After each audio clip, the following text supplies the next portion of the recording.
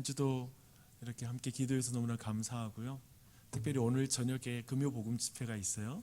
기억하시고 여러분 모여서 함께 또 기도했으면 좋겠습니다. 말씀에 은혜 나누도록 하겠습니다.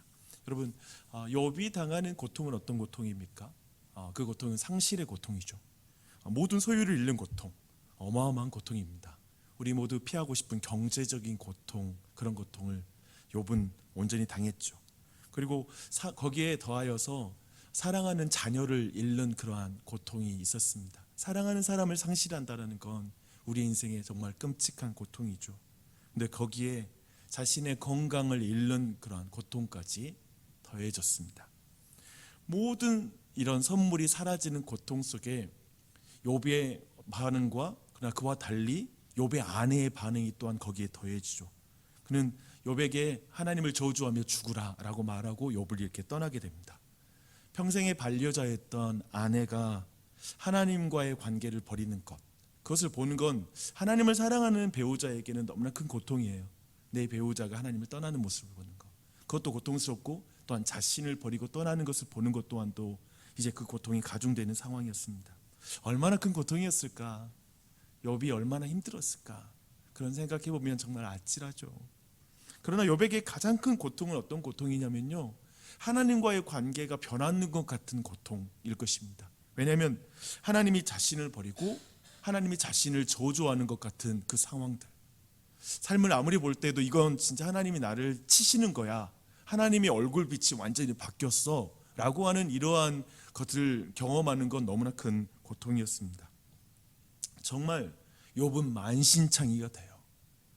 육체뿐만 아니라 마음까지 만신창이가 되죠. 그래서 성경을 보니까 욥의 세 친구들이 욥을 봤을 때 이제 욥을 알아보지 못할 정도였다라고 이렇게 말하고 있습니다. 그때 욥의 친구들이 위로하기 위해서 이제 온 것이잖아요. 그러나 이 친구들과의 대화는 결국 욥에게 고통을 가중시키는 대화로 이렇게 변해버리고 맙니다. 아물지 않은, 아니 아물 수 없는 그 상처를 헤집어 파헤치는, 누르는, 그 가운데 고통을 주는 이들로 변하게 되는 것이죠. 그래서 지난 주일 말씀에 욥은 이렇게 말하고 있죠. 그러나 자네들은 거짓말을 지어내는 자들이니 자네들은 모두 쓸모없는 의사일세. 자네들이 모두 입 좀 다물고 있었으면 좋겠군. 그게 차라리 지혜롭겠어 라고 말합니다. 차라리 입을 다물어라. 말하는 게 나한테 더 고통이다. 정말 너희는 쓸모없는 의사다 라고 이렇게 말합니다. 오늘 우리는 이제 사도 바울이 마지막 쓴 편지를 이제 보고 있습니다. 근데 이 편지에서 곧 영적인 아들 디모데에게 준 편지인데요, 이제 이 말씀을 통해서 우리는 이 세 친구들의 마음을 좀 짐작해 보고 싶습니다. 세 친구는 분명히 있잖아요, 당대에 있어서는 신학자라고 말할 수 있습니다. 지혜자예요. 이 지혜자라는 말은 뭐냐면 사람들의 마음을 치료하는 의사입니다. 사람들이 와서 상담하고 그들에게 지혜를 알려줘서 고쳐주는 자라고 말씀할 수 있습니다. 그리고 특별히 이 사람들은 하나님의 편이 되고 싶은 사람이에요. 하나님 편에 서서 말하는 걸 기뻐하는 사람들이기도 합니다. 그들은 지금 욥을 위로하러 왔어요. 실제로 말씀 보면 7일 동안 밤낮으로 땅에 같이 앉아서 욥에게 아무 말도 하지 않고 가만히 있어요. 우리가 나중에 이제 친구들의 비난하는 모습, 그런 거 보면서 이 친구들 못됐네 하지만 사실 이 사람들 보통 사람들 아니에요. 여러모로 정말 대단한 사람들이기도 해요. 그런데 왜 그들은 쓸모없는 의사가 됐을까라는 질문인 것이죠. 왜 그들은 쓸데없는 의사가 되어서 누군가를 고통을 주고 있는 것일까? 원래 의도는 안 그런데 지금 친구 위로하려고 왔잖아요. 고쳐주고 싶어서 왔거든요. 근데 왜 이렇게 돼버렸을까라는 이 질문을 해야 돼요. 이 질문을 해야 되는 건 뭐냐면 오늘날 이 땅의 교회의 현실과 이 신앙의 현실로 돌아왔을 때 그렇죠. 우리 모두 우리 자녀들의, 예를 들면 의사가 되고 싶어, 아이들의 마음을 고치고 싶은데 아이들의 상처를 헤집어 놓을 때가 많죠. 왜 그렇게 우리는 변할까? 왜 남편과 같이 이야기할 때 참 좋게 이야기하면 되는데 왜 말마다 그냥 결국에는 서로 대화가 이렇게 늘 상처 주는 말로 끝나게 되는 것일까? 이런 어떤 근본적인 문제로 들어간다면 솔직히 대단히 우리가 하나님 믿고 따라서 누군가에게 좋게 말하고 누군가의 마음을 만져주는 말하는 게 아니라 어쩌면 저렇게 말을 저렇게 밉상처럼 말할까? 왜 저렇게 말하는 한마디 한마디 저렇게 아파? 어쩌면 우리도 그렇게 될 수 있는 존재이기 때문에 이 부분을 우리가 함께 살펴보는 건 굉장히 중요합니다. 사도 바울은 쓸모없는 의사가 넘쳐날 시대를 디모데에게 말하고 있습니다. 흥미롭죠? 바울은 쓸모없는 의사는 말세의 시대에 영향을 받는 의사다라고 규정하고 있어요. 그로 인해 말세는 고통의 시대가 될 것이다 라고 이렇게 말하기도 하고 있습니다. 사도가 말하는 말세의 대세는 이래요. 제가 좀 해석을 덧붙여서 오늘 말씀을 이렇게 쭉 한번 다시 적어봤습니다. 말세에는 자기를 사랑하는 나르시스트가 넘쳐날 것입니다. 그들은 지독하게 이기적이죠. 사람들은 하나님이 주실 수 있는 모든 것을 줄 수 있는 능력이 있어 보이는 돈을 가장 사랑할 것입니다. 그래서 사람들은 가져도 불안하기에 더욱 탐욕스럽게 변할 것입니다. 그래서 조금만 있어도 자신을 자랑하고 뽐내고 교만한 그런 시대가 될 것입니다. 사람이 지독하게 자기를 사랑하고 이기적으로 변하면 단순히 다른 사람과 비교해서 비참함을 느끼거나 또 다른 사람 비교해서 교만해지는 것을 넘어서 사람들은 하나님을 회방하게 될 것입니다. 곧 하나님을 모독하고 그리고 그것은 부모를 모욕하는 것으로 거역하는 것으로 변할 것입니다. 하나님을 모독하는 사람은 부모 거역하기를 대수롭지 않게 여기기 때문입니다. 누구도 보이지 않는 아나무인이 되는 것입니다. 이렇게 자기를 가장 사랑하는 말세의 사람들의 태도와 언어에는 감사가 없을 것이고 거룩하지 않으며 무정할 것입니다. 내 감정이 가장 중요하니 상대에 대한 감정을 만지는 법을 모를 것입니다. 어쩌면 시대에 소시오패스 그리고 여러 가지 사이코패스는 늘어나겠죠. 상대의 원통함을 풀지 않습니다. 즉 용서하지 않고 계속 다른 사람에 대해서 화가 나 있습니다. 자기를 가장 사랑하니까. 이렇게 용서하지 못한 사람은 늘 사람들로 긴장하게 만듭니다. 언제든지 말로 헐뜯을 것 같은 긴장감이 대화 속에 흐릅니다. 그래서 사회 전체에 다른 사람의 뒤에서 욕하는 것을 절제하지 못할 정도로 사나운 사회가 될 것이고, 또한 우리 모두는 내가 사람들의 후담의 주인공이 되지 않을까, 늘 그걸 신경 쓰게 되겠죠. 어떤가요? 그냥 오늘 그 말씀을 좀 풀어서 우리에게 좀 다가오게 제가 한번 다시 적어봤습니다. 이것이 말세의 고통입니다. 우리가 보고 있는 경험하는 세상이죠. 그렇죠? 참 스트레스가 많아요. 이런 세상에 살아간다는 것. 우리가 회사에서, 도시에서, 그리고 친척과 가족 사이에서 느끼는 말세의 고통이 아마도 제가 방금 드렸던 오늘 이 말세 현상이라고 부르는 거 안에, 지금 사도가 말하는 거 안에 다 포함되어 있을 거라고 생각합니다. 이것이 세상에서 공기와 같이 늘 당연하게 있는 것이기 때문에 우리는 오늘도 이 고통을 당할 수 있어요. 사실 오늘도 이 고통을 당하는 게 두렵죠. 그래서 조심스럽게 하루를 출발하고 싶습니다. 그런데 사도는 이렇게 세상의 대세의 문화, 이 자기를 사랑함으로 나오는, 자신을 가장 사랑함으로 사랑하는 그 문화는 교회 안에, 즉 교회 밖에만 머물러 있지 않고 교회 안으로 들어온다는 걸 말하고 있어요. 사실 이것이 사도가 이 말세의 고통을 지금 디모데에게 말해주는 이유가 그것 때문에 그렇습니다. 왜냐하면 마지막에 사역자들 또한도, 심지어 교회 안의 사역자들도 이렇게 자기를 가장 사랑하는 존재가 될 수 있다는 걸 분명히 짚어주기 위해서 이 말씀을 하는 것입니다. 말세에 있는 모든 고통스러운 모습을 가지고 교회 안에 들어오고 있는 거짓 교사들이 있었습니다. 8절을 보니까요, 그들은 얀네와 얀브레 같은 사람이었다라고 이렇게 말씀하고 있습니다. 얀네와 얀브레는 모세가 지팡이를 뱀으로 만들 때에 그걸 동일하게 흉내내었던 애굽의 술사들입니다. 즉 경건의 모양은 있으나, 그렇죠?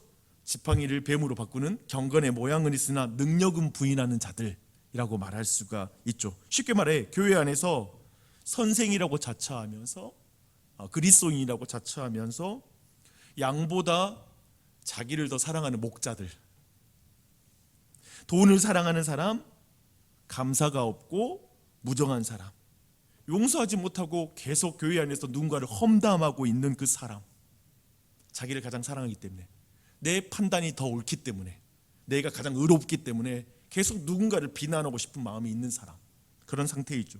즉 말세의 세상성을 전혀 극복하지 못한 사람, 세상도 자기를 가장 사랑하는 사람이 드글드글 되는데 교회 안에 들어와서 자기를 가장 사랑하는 모습으로 여전히 교회 안에서 경건의 모양을 뽐내고 있는 그 일이 가능하다는 것이죠.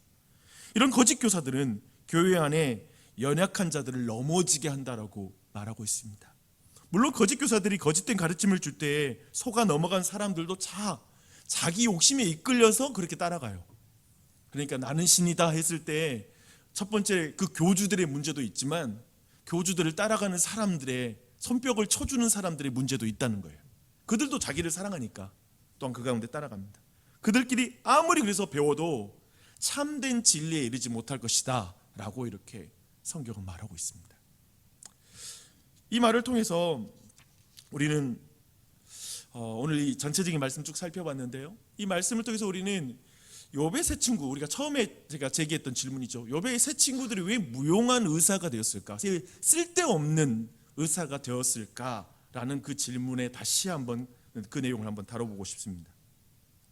근데 사실 너무 교묘하고 분별하기 어려운 것이 뭐냐면, 욥의 세 친구들이 사실상 하나님의 편을 들기 위해서 욥을 갈구고 있다는 것에 있습니다.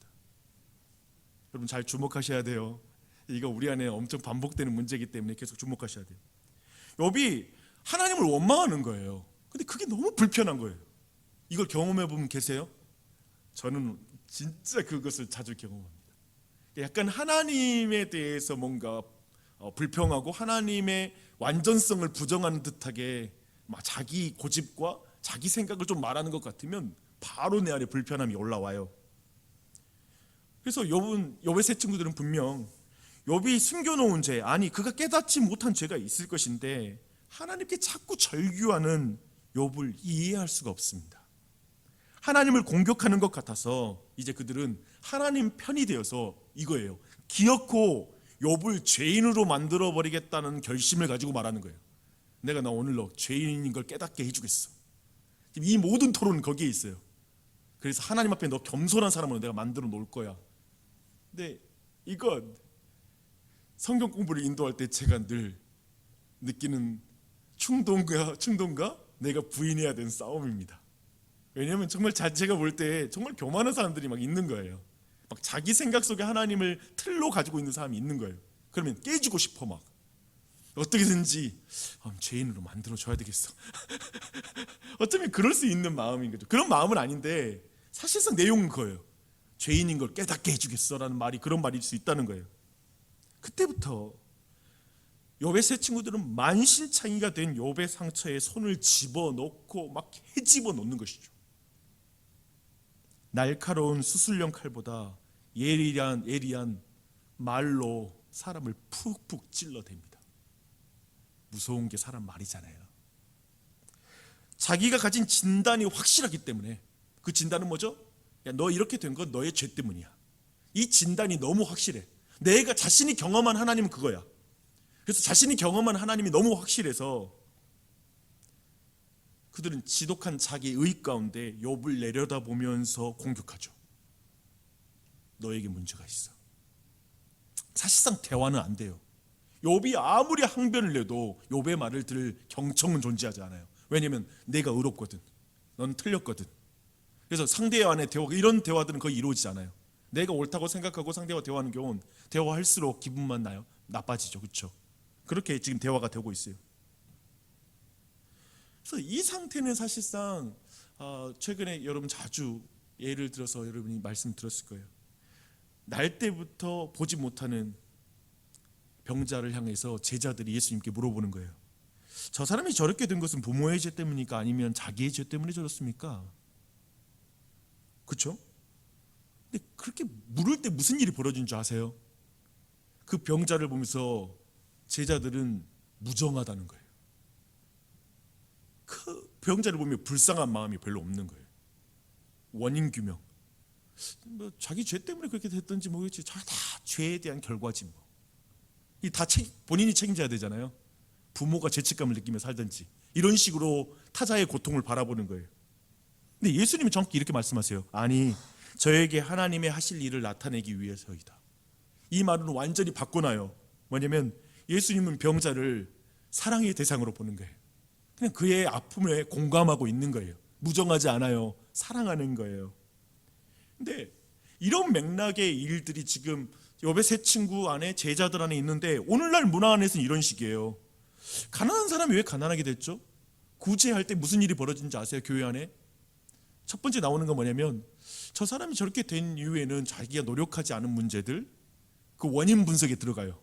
그렇잖아요. 그냥 이렇게 돈 주는 것은 낭비예요. 그러니까 우선 저 사람이 왜 그런지 근본적인 원인을 따져서 한번 따져봐야 돼요. 근데 그 상태에서, 물론 우리는 근본적인 부분을 도와주기 위해서 그 사람이 그런 구조에 계속 살고 있는, 가난이든지 어떤 관계의 갈등 안에 있는 이유를 따져서 치료해 주는 게 맞아요. 그렇게 해야 돼. 근데 근본적인 문제는 뭐냐면 원인 규명을 따져 들어가는 순간에 무정해져요. 자기 책임이지 이 말이에요. 그리고 그 사람 안에, 아니, 저에게 하나님이 하실 일이 있는데 거기 우리가 해야 될 일이 있었으면 좋겠어라는 관점이 없는 거예요. 하나님이 하실 일이 있는 사람이야. 그 사람을 사랑의 대상으로 보지 못하는 것이죠. 다시 논점으로 돌아가겠습니다. 욥의 세 친구, 어떤 사람들입니까? 경건의 모양은 있으나 경건의 능력을 부인하는 자들이라고 말할 수 있죠. 그들의 근원은 사실상 욥을 사랑하는 게 아니라 자신이 생각하는 하나님을 가장 사랑하는 것이죠. 되게 주의해서 들어야 되겠죠. 자기가 규정하는 하나님을 사랑하는 것이죠. 그리고 자신의 판단을 가장 사랑해요. 자기가 판단하는 그 사랑, 자기 확신을 가장 사랑해요. 그래서 욥을 잡아요. 목회를 하면서 제가 배운 게 뭐냐면, 제가 하나님 편을 든다고 하면서 사람들을 참 미워할 때가 많았습니다. 내가 다 하나님 영광을 위해서 이러지, 내가 얼마나 하나님의 영광을 위해서 지금 힘쓰는데 왜 그래? 라고 사람을 미워하는 거예요. 이상하죠? 그래서 오늘 이런 표현들 되게 말해요. 그거 아세요? 교회를 보면 교인들은 모두 이렇게 말해요. 교인을 사랑해서 목사를 미워하거나, 목사는 교회를 사랑해서 교인을 미워해요. 무서운 일이죠. 제가 봤던 거예요. 제가 경험한 거예요. 근데 제가 판단은 뭐냐면, 절대 그건 사랑하는 게 아니었어요. 사랑하는 게 아니었어요, 여러분. 하나님 사랑하는 것도 아니고 교회를 사랑하는 것도 아니에요. 사실 자기 생각과 자기 방법을 가장 사랑했던 거예요.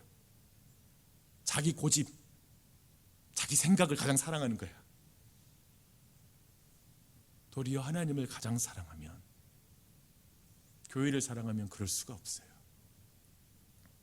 저는 이 부분에 대한 부분을 여러분의 자신을 한번 돌아보면 좋겠습니다. 혹시 누가 불편합니까? 누구 미워하세요? 누구 때문에 힘드세요? 왜 이렇게 화가 나 있어요? 이 마음이 냉정해졌어요? 왜 그렇게 우리 마음이 이렇게 여러 가지로 힘들어요? 우리 모두 어느 위치에서 자기 의의가 높아져 있을 수 있어요. 그 사람보다 내가 더 옳아, 내 판단이 더 정확해, 내가 더 하나님 사랑하고 내가 더 하나님 앞에 온전한 것 같아. 그 마음 가운데 결국 누군가를 내 안에 무시하는 마음이 있다면, 도리어 그를 사랑하지 못한다면 한번 돌아보았으면 좋겠어요. 욥의 세 친구는 있잖아요. 멀리 있지 않아요. 욥의 세 친구들이 빠졌던 오류는 지금도 반복돼요. 참 무섭죠. 그래서 항상 생각해요. 100% 그랬어요. 저는 누군가에 대해서 내가 분노해 있고 화나 있을 때, 그리고 뭔가 내가 정말 그에게 막 가르쳐주고 싶고 한번 뭔가 뒤집어주고 싶은 마음이 있을 때, 항상 내 자신이 내 의 가운데 높아져 있었어요. 그리고 나를 가장 사랑하는 상태였어요. 여러분, 이런 사실을 돌아보시면서 오늘 기도하셨으면 좋겠어요. 각자 그 자리에서 기도하되 하나님, 경건의 모양은 있으나 경건의 능력을 부인하는 자가 되지 않기를 원합니다. 그리고 하나님을 사랑하고 내 이웃을 사랑하게 해주시옵소서. 정말 내가 사랑하는 사람, 나를 가장 사랑하는 시대에, 정말 나의 감정이 너무 중요한 시대에 하나님, 내가 하나님을 사랑하고 다른 사람의 감정을 만지는 진정한 치료자가 되게 해주시옵소서. 쓸데없는 의사가 되지 말게 해주시고, 우리 모든 의사거든요. 그러니까 교회는 의사예요. 세상을 치료하는 의사. 근데 세상에서 쓸데없는 의사가 되는 거야. 직장에서 자녀에게 말을 하면 늘 아프게만 만드는 거야. 그게 아니라 하나님, 내가 말도 누군가를 치료할 수 있는 말을 하게 해주시옵소서. 그것은 진짜 상대를 사랑할 때 가능한 거죠. 그렇죠? 내가 너 생각고 말하는데, 널 사랑해서 말하는데 전부 다 내가 참지 못해서 하는 말일 때가 많아요. 사실 나를 사랑해서 말하기, 내 편하려고 말하는 거지 그 사람을 생각해서 말하지 않을 때가 많다는 거예요. 잘 돌아보세요. 그 생각한다면 다른 게 없어요. 우리는 이 아침에 예수님의 사랑으로 날 채워주십시오. 성령 충만하게 해주십시오. 오직 성령으로만 난 그런 삶을 살 수 있습니다. 그래서 이 아침에 기도를 안 할 수가 없죠. 간절하게 기도할 수밖에 없죠. 쓸데없는 의사가 아니라 내가 진짜 김사부가 되게 해주세요. 김사부, 진짜 그 드라마 봐야 돼. 아주 훌륭한 드라마. 내가 영적인 김사부가 되게 해주세요. 내가 기어코 살려내고야 만다. 기어코 살려낼 거야. 그렇게 나아가는 우리가 됐으면 좋겠습니다.